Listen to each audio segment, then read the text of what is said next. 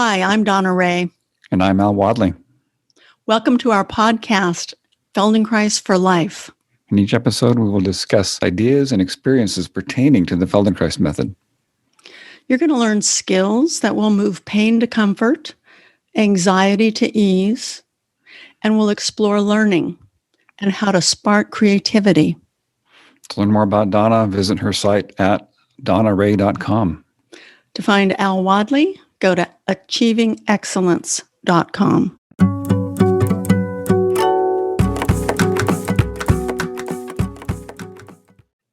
Hi, Al. Hey, Donna. How you doing? I'm good. I'm well. I feel like I'm managing the stress of the pandemic pretty well. How about you? For the most part, yeah. I'm in the throes of buying a house. So that adds another little bit of complexity to my stress these days. But yeah, I'm doing pretty well with it. I do my ATMs in the morning, and that always helps keep me in balance and keeps me moving in a functional and comfortable way. So when you say you do your ATMs, that's awareness through movement, our gentle movement system, the Feldenkrais way. And it sounds like you're describing how you use that to reduce muscular effort and tension and make yourself comfortable in general. Is that right? Yeah. There's a lot of stress going on these days, especially even if you're not buying a house like me and you're just negotiating through the everyday life of the pandemic. Then, there's a lot of stress involved in it. We're all spending a lot more time on Zoom and computers and this kind of thing. And it's really having an effect on people. And I would say not a positive effect. The long-term effect is people having a lot more back pain, a lot more discomfort, and they're trying to figure out what to do about it. How do I make myself more comfortable? And there's some pretty curious and sometimes weird solutions that people come up with. Yeah, I couldn't agree with you more. And the stress of the pandemic needs to be acknowledged because it's a situation wherein we are out of control with it. And so we have to manage ourselves and figure out how to cope. And the more coping strategies we have for our own stress reduction and the enhancement of our comfort, the better we feel. And if we continue to feel as though we're boxed in, out of control, I'm hearing so many things from people, very frustrated, angry, as if it's being done to them personally, because people do feel the personal effect of the situation. There's no doubt about it, but we're not exactly in control. So how do we find the balance of our own self-regulation under these circumstances? And doing awareness through movement creates a perspective shift, a state shift, more comfort. So it actually helps us see that we have options that we could not see otherwise. So when we focus on the restrictions rather than the possibilities, we feel entirely different. Yeah, I agree with you. And I think awareness and movement, our practice of movement and awareness in the Feldenkrais method, is definitely a key way that we can help ourselves to regulate our sensations, our thoughts, and our feelings. And we also need to expand beyond that. And if it's at all possible, to get out and walk and get out into the world and take in some sensory information, take a breath of fresh air. And those are also really important things, is to expand beyond the context of our confinement, if at all possible. I know there's some places people are living where that's not possible right now, but if it is possible, it's really important to be able to do that, really to be able to expand your horizon and get out and see the world and hear the world. And that's really helpful in terms of regulating your nervous system and creating balance and comfort in your life. So we need to do our internal processes. We also need to manage our intake of food, water, make sure we're taking care of ourselves, and expand the frame, get out into the world. And then we can go back inside. I'm going to feel a lot better when we do. We need to have that ability to expand and then go back inside. Yeah, and you just said a number of things that I want to underline. Inside, outside, inside, outside. We can manage our breathing. And in fact, listeners, go ahead and notice your breathing. And we know from neuroscience studies that if you take 2 quick breaths and then a long inhalation, I play with that for a moment. Just breathe in 2 times quick and then a long exhalation. So the exhalation follows 2 quick inhalations. And notice how you actually begin to shift your state very rapidly. It moves you into a state of calmness. And that can be done anytime, anywhere. So continue playing with that while you're listening. And become aware of if you're sitting, if you're standing, if you're walking. Just imagine that you could lengthen your spine. While you're playing with your breathing, lengthen your spine and continue listening. And then imagine that you're taking a breath of fresh air outside in nature. Doesn't matter where you are. You can be inside. You can be even at your computer screen doing something else. Sometimes people do that. They listen and they do something else at the same time. And that's dual attention. But just imagine nature for a moment and see how that creates that sense of taking a breath of fresh air. So these are enjoyable ways to manipulate ourselves. And we can do that on and off all day long by remembering. That's a beautiful experience, Donna. So I followed along as you were describing that, and I had this really nice sense of opening up, my peripheral vision expanding and seeing what's to the left and what's to the right. And it was really nice. And I felt a nice opening in my chest as well. So there's really, really simple things that we can do to help regulate ourselves and create more calm and more ease, and to really expand our sense of attention, expand our focus. So we're not so narrowly focused on the computer and that kind of thing, but we can really take in more of the world around us, which is really essential for balance. Yeah, I know of people who are putting photographs of nature on their walls around their computer monitor so that they sit back when they're on Zoom and they actually look at the nature pictures and notice their breathing so that they conscientiously expand their peripheral vision. Because we know also that when you are aware, like you said, of the right and to the left and the space around the screen, that you move your nervous system into a state of calmness. So we can play with all of these things. And sometimes we refer to these self-interventions as bottom up because they're sensory. They have to do with movement. They have to do with vision and hearing, kinesthetic sensation. We call it sensory motor awareness, whatever you want to call it. It's from the body upward to your mind. We taught our Unzooming Yourself workshop last weekend, and that was the experience that people had in that workshop. We taught a number of awareness and movement lessons that help people to really put the whole experience of Zoom in a larger context. Because it's so easy for people to get sucked into that. The one person describing, it's like, I just zero in on this thread, everything else disappears. And as a result of that workshop, her and everybody else's attention expanded to see the computer in the context of the room. So I got smaller, wasn't so consuming, and it just becomes another object in the environment with which you interact occasionally. Some people have to do it more, some people have to do it less. But if you start to put it in a frame in that kind of context, it becomes less consuming. And that was kind of the bottom-up result of the workshop that we taught. Some people didn't have to think about it or try and talk themselves into it. It was just an experience that emerged out of the workshop. That's one of the beautiful things about the Feldenkrais work. It is not a top-down approach. It is bottom-up, up through movement, up through the nervous system, and then you have understanding that is emergent from those experiences. And the aha at the end of the 3 hours was that everyone participated and they said, wow, I feel like I can actually integrate my Zoom experiences into my life better. And frankly, I was very delighted and surprised to hear that. And what a great way to think about it, because as you said earlier, Zoom is here to stay. So how do we make it an easy part of our lives?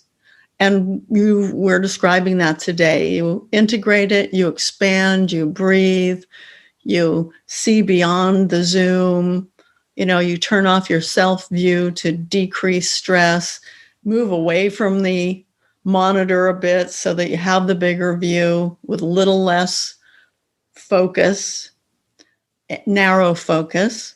And all of these things create a sense of well-being, actually, and acceptance of the technology that we're all relying on now.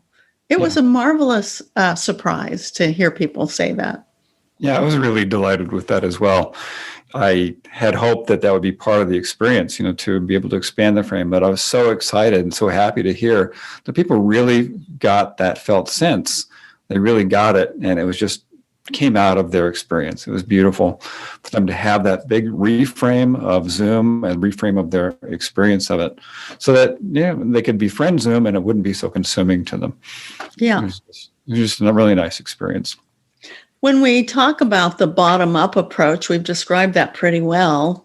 Sensation, movement, breath, self-awareness of that kind. And people also rely on what's called the top-down approach, and that's becoming aware of their thoughts and their feelings. The difficulty is that the focus is primarily on thinking, then we can actually leave out sensation, movement, and feeling. So integration is where it's at. Now, the mind comes up with the realization that, oh my gosh, through those experiences, I feel so much better and I can integrate Zoom. So that's a thought, but it's coming from an experience. And if you try to have an experience directly from your thinking, it's actually more difficult unless you've practiced state shifting. It can be pretty easy if you know how to shift your state. So when I say shift states, that means the neuromuscular makeup of that particular moment. So if you're frustrated, for example, and you feel kind of tight, you feel it in your gut, your chest, your face, maybe even your hands, and you just say, stop being frustrated. Well, sometimes that's not so easy. But if you shift your focus and you take a breath and you imagine nature, you go for a walk, you can actually create a new state rapidly. And the more you practice that and the more you're aware of it, the easier it becomes.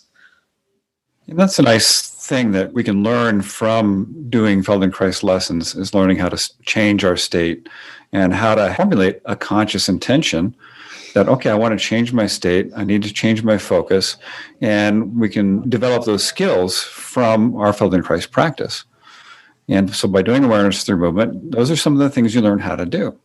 Mm-hmm.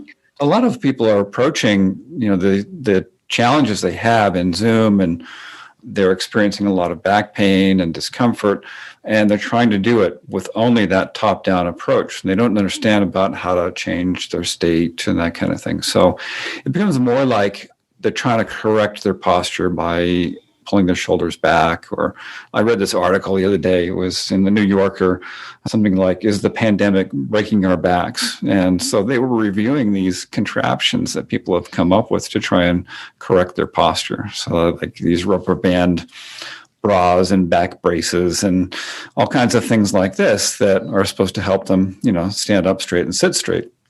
And the result, of course, is that it felt good at first for people, but then there's the unconscious pattern of stress that's still there. It's not changing. It's still pulling forward. So now you got this contraption fighting your habit. And so then they've got all this extra effort and all this extra discomfort. And so our approach is from the bottom up. So we do movements combined with awareness and sensing, engaging our thinking in that process, and it changes the way we organize our posture, the way we sit, the way we stand, the way we move. So it is comfortable and it's more congruent with what we want to do. So, and that's such a key thing that really separates our work from all this other stuff. The other interventions that you're describing are based on a mechanical view of the human body. And they may help, like you said, initially, because they're interrupting a pattern. So like the bras, they lift up your ribs, they lengthen your spine, they make your neck longer. So they do create a change in your posture.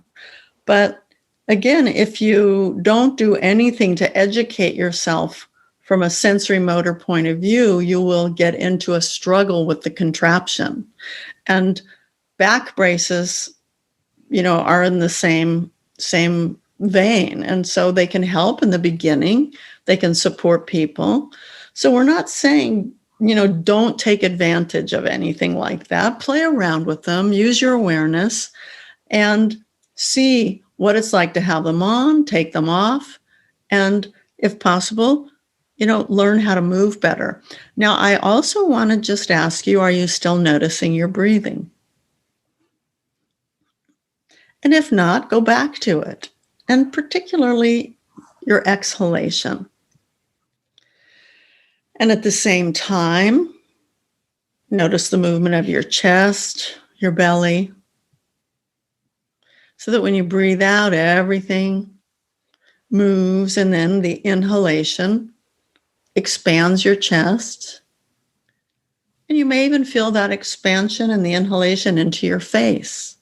Sometimes there's a sense of vitality and brightness that comes with the inhalation, because the inhalation excites you and the exhalation calms you down. It's a built-in mechanism in your nervous system. It's pretty cool, actually. When you start to understand how your brain and nervous system work, you can take advantage of it. It's right there. It's natural. You're mentioning people trying out those different ways to try and help themselves. And I would say a great contrast would be, if you got one of those things, you want to try it. And then get yourself some Feldenkrais lessons and do those. And draw the contrast and find out how they're different. So, I sell a lot of things on my website, achievingexcellence.com.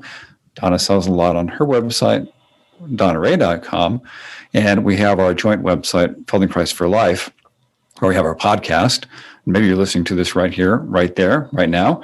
And we also offer product on there as well, and workshops. So try some of these Feldenkrais lessons and draw the comparison. Find out how you feel differently from trying something that works from the bottom up to re-educate your nervous system and reorganize your posture and your movement from the bottom up versus one of these top-down approaches trying to correct. And what Feldenkrais said about correcting, right, Donna? To correct is incorrect. What the heck did he mean by that? Well, I think he meant that it doesn't work, basically. Yeah. So when you correct people, and we were all corrected when we were kids, hold your shoulders back, straighten up, sit up straight.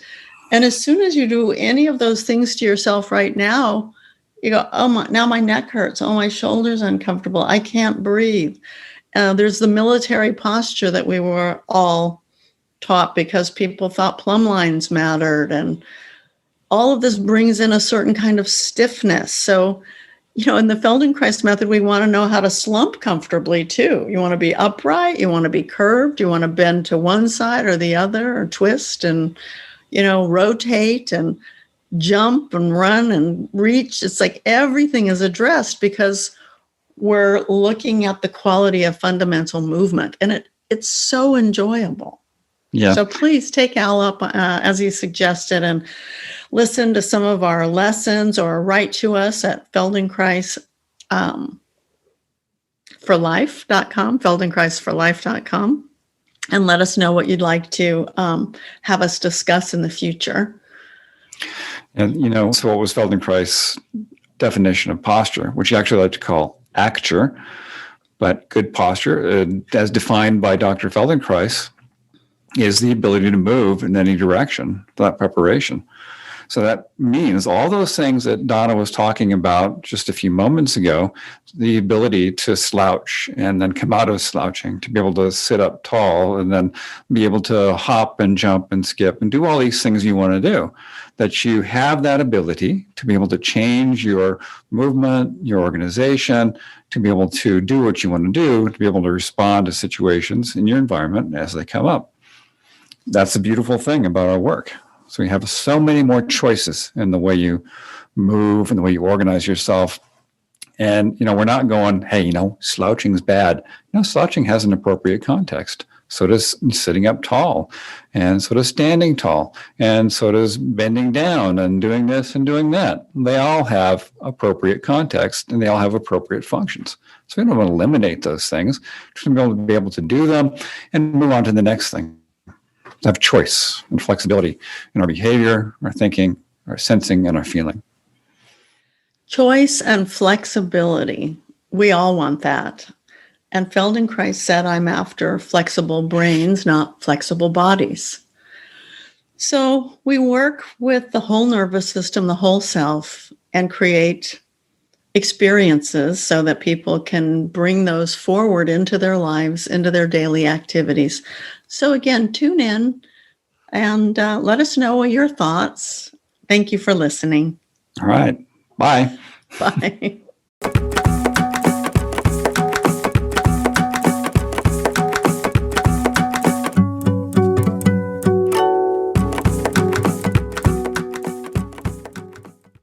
If you'd like to follow up with a question, send an email to info@feldenkreisforlife.com. We would love to hear from you. You can learn more about us on our websites. You can find Al at achievingexcellence.com. You can visit my site to join my classes and reach out to me for private lessons online or in my Longmont studio. You'll find my store, the Feldenkrais store, there as well. We can purchase books, audio products, and videos. Donna's website is donnaray.com. And if you visit my website, you'll find that I'm offering individual sessions, group classes in the Feldenkrais method, mentoring groups, professional Feldenkrais training program information, and recorded lessons. Thank you again so much for joining us. I look forward to you hearing us next week. Bye now. Bye.